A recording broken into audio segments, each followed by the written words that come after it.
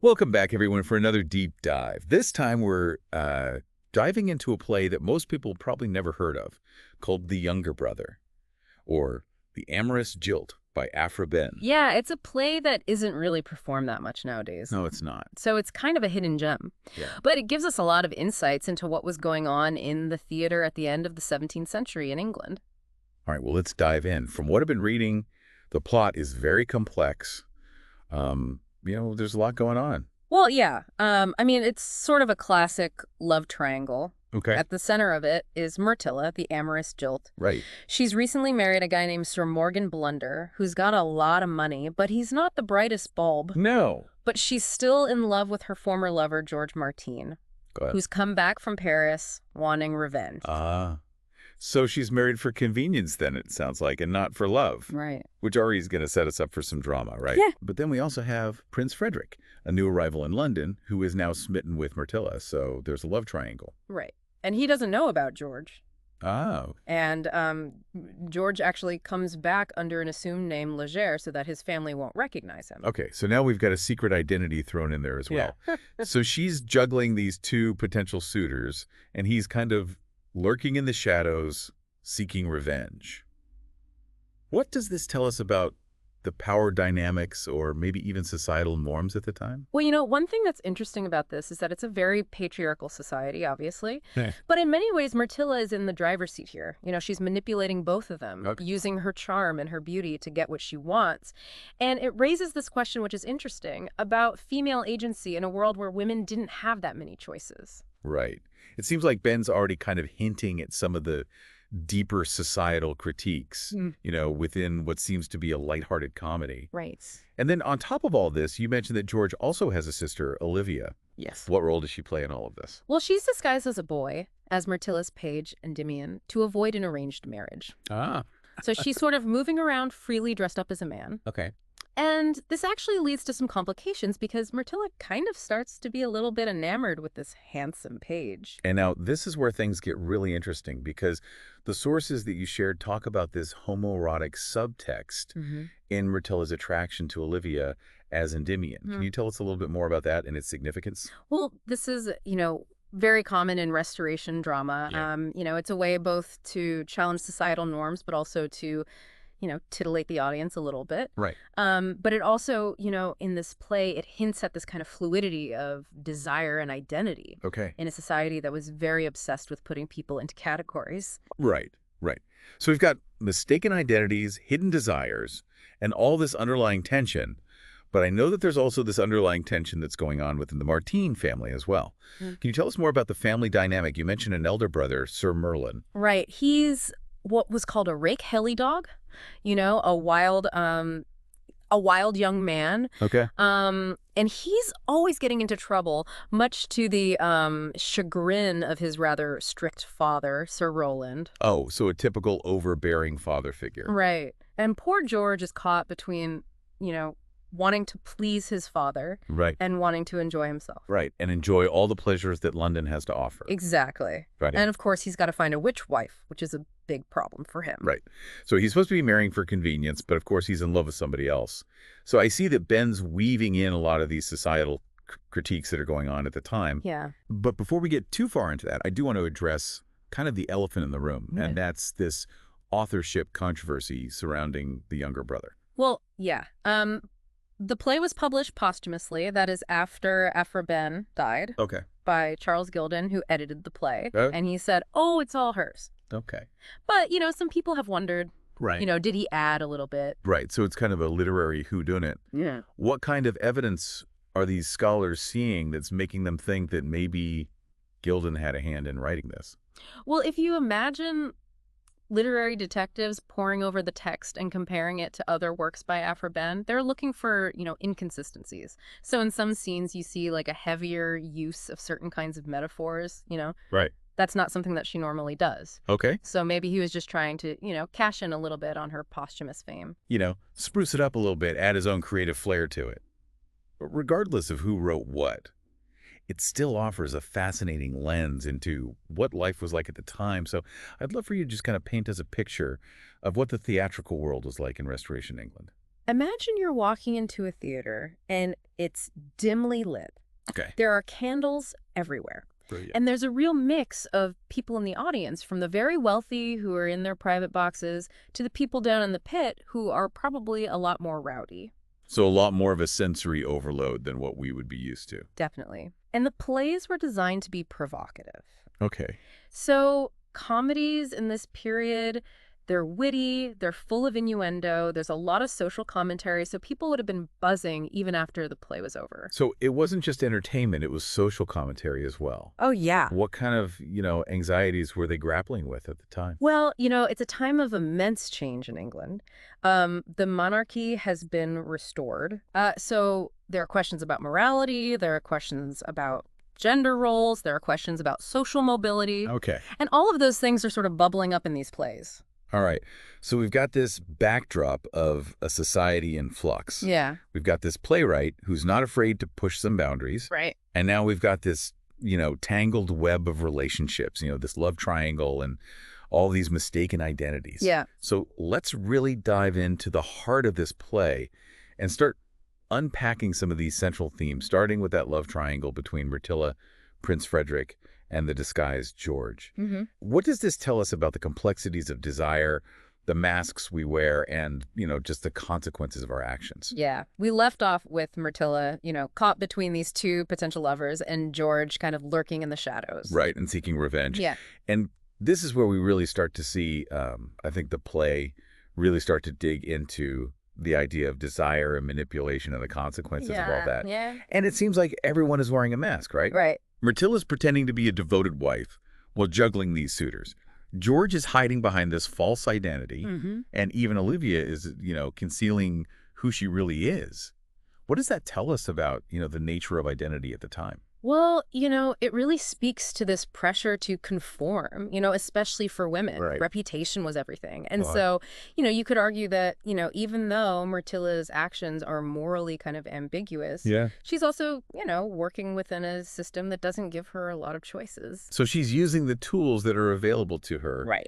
even if those tools involve a little bit of deception and, kind of playing with these men's desires. Mm-hmm. But how long can she keep up this facade? Does anybody start to suspect her? Well, George definitely does. He's driven by revenge, and he Right. actually encourages Olivia, who's still disguised as the page Endymion, Right. to play along with Myrtilla's advances, Oh. because he knows that it's going to lead to a confrontation. So that's pretty risky. Is he trying to expose her to her husband? Or is he trying to, show the prince who she really is? Well, it's a bit of both. Okay. I mean, he definitely wants her to suffer. He Okay. wants her to experience the same pain that she inflicted on him.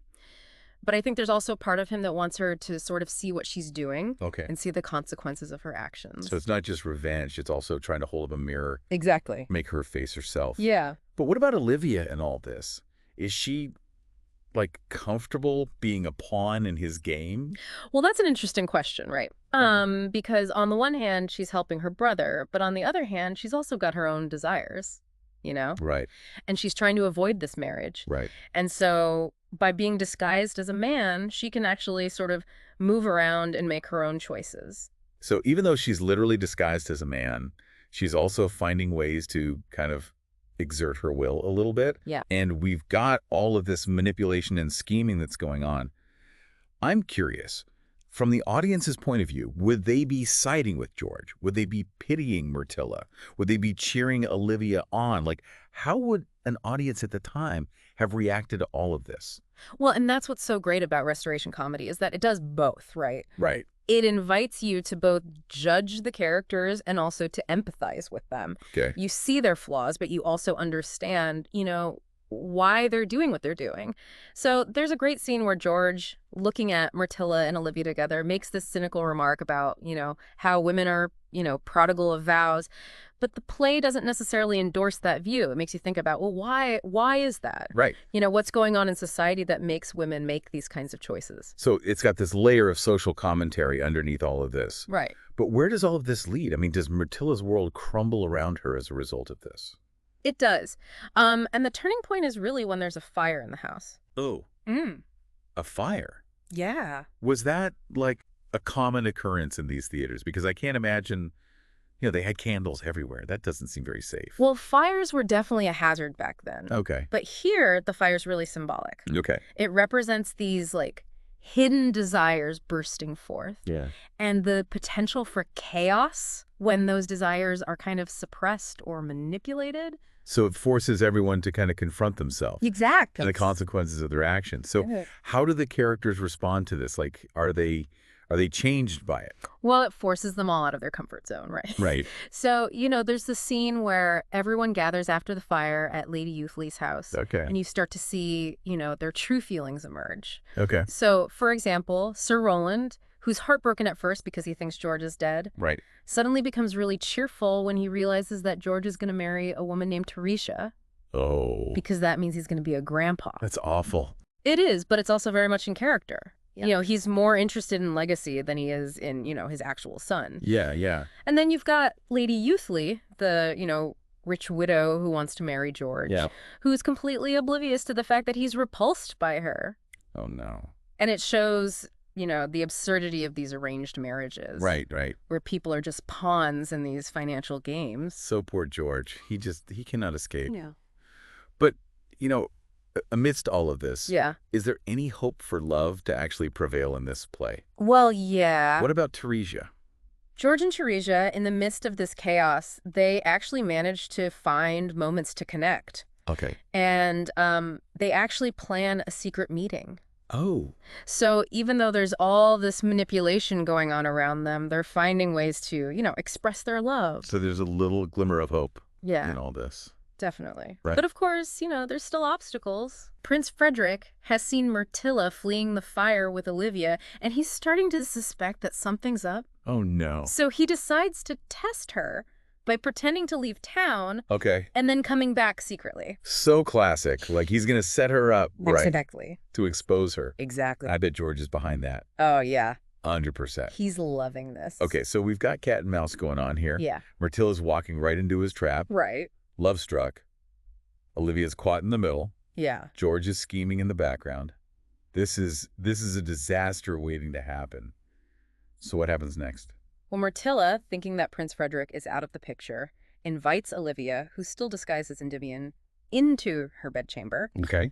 And things are about to get interesting. Uh-oh. When the prince bursts in. He finds them. But, and here's the twist. Okay. When he rips open Endymion's bodice, he discovers that Endymion is a woman. Wait, what? So instead of finding her with another man, he finds her with another woman. That's a twist. Right. Okay, so how does he react to that? Well, at first he's totally shocked, but Myrtilla, very clever Myrtilla, she spins it. Okay. She says, oh, this was all a ruse. Okay. I was just testing your love, and trying to make George jealous. Wow, she's good. She's good. Does he believe her? He does. Oh, no. He's blinded by love. Right. He wants to believe her. Right. And so he chooses to ignore the evidence. So once again, she's managed to kind of, get away with it. But it feels like that was a close call. Did she learn her lesson? Well, not really. No. In fact, she even tells the prince, oh yeah, the reason I was interested in Endymion was to make George jealous. Oh no, poor George. Poor George. It seems like this web that she's weaving is getting more and more tangled. Right. But what about the prince? Does he continue to be manipulated by her, or does he start to wake up? Well, that's what's interesting, is that even though he pretends to believe her, I think the seeds of doubt have been sown. Okay. And he starts to see her a little differently. Okay. So even though she escapes immediate consequences, her actions do have this sort of, long-term impact. Right. They erode the trust in the relationship. So what happens next? Does he, confront her? Does he try to, get more evidence? No, he doesn't really confront her directly, but he does start to pull away. Okay. And remember, we've also got this subplot going on with Sir Merlin. Right, the older brother. The older brother who's now pursuing Teresia, Oh, the no. woman that George loves. Oh, so we've got a brotherly rivalry going on now, too. Exactly. And it all comes to a head during the wedding festivities for Sir Roland. Oh, no. Because Sir Merlin decides that he wants Teresia and he tries to abduct her. Oh, gosh. Which leads to this, hilarious confrontation. So poor Teresia. Yeah. She's caught between these two brothers. It sounds like everything is coming to, like a big dramatic showdown. So, Yeah. like, how does it resolve? Well, in the midst of all this chaos, George and Theresia decide to elope. They elope. Okay. Elope. That's bold. But it also kind of fits with the whole theme of choosing love over duty. Exactly. Right, like bucking the system. Exactly. Okay, so they get a happy ending? You do. Okay. Sir Roland and Lady Youthly, eventually they come around, and they're happy to be grandparents. So at least one couple gets out of this unscathed. Right. But what about Myrtilla? What happens to her? Well, Myrtilla is left to face the music. Okay. The prince is gone. Yeah. George is gone. Okay. And she's got to figure out what to do with her life. So she's alone. Does she, like, regret her choices? Does she find any redemption in the final act? So she's alone. Does she, like, regret her choices? Does she find any redemption in the final act? Well, that's what's so interesting about the final act of this play. We see a very different Myrtilla. She's not this, confident manipulator that we saw at the beginning. Right. She seems much more subdued, thoughtful, even a bit vulnerable. Okay. And, there's this really interesting scene where she runs into her former husband, Sir Morgan. Okay. And he's, surprisingly happy. Really? He's out in the country. He's hunting and hawking and, hanging out with his tenants. It sounds like he's found peace. Yeah. He's moved on. But, what's interesting is that this actually stings Myrtilla more than anything else. Okay. It's like his indifference is a bigger blow than, any of the confrontation she's had. That's such a good point. Because it's like, the person that she thought was beneath her, he's happy without her. Exactly. Like a real wake-up call, right? It is. It forces her to kind of, look in the mirror and see the emptiness of what she's been pursuing. So is this the beginning of her, her, like, finding self-awareness? Yeah, I think it is.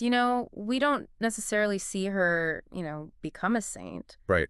But it's the beginning of a journey. Okay, so Ben kind of leaves us hanging a little bit. She does. We don't know what happens to her ultimately. Right. Which is, I think what makes it so fascinating. Right? Yeah, and so relevant, right? Yeah. Because it makes us ask those questions about ourselves. Yeah, absolutely. We all wear masks. We all make choices that have consequences. Right. So we've explored, this tangled web of relationships and, all this gender and societal anxiety that's happening and desire and manipulation.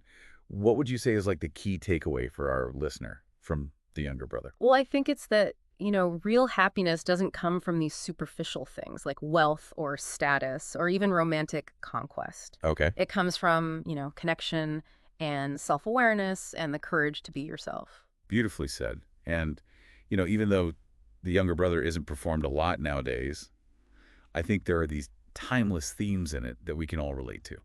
Absolutely. And, I think, the play is a great reminder that sometimes you find wisdom in the most unexpected places. I agree. Well, thank you for taking us on this deep dive into Aphra Behn's world. Yeah, it's been fun. And we hope you'll join us next time as we continue to explore, all these fascinating texts.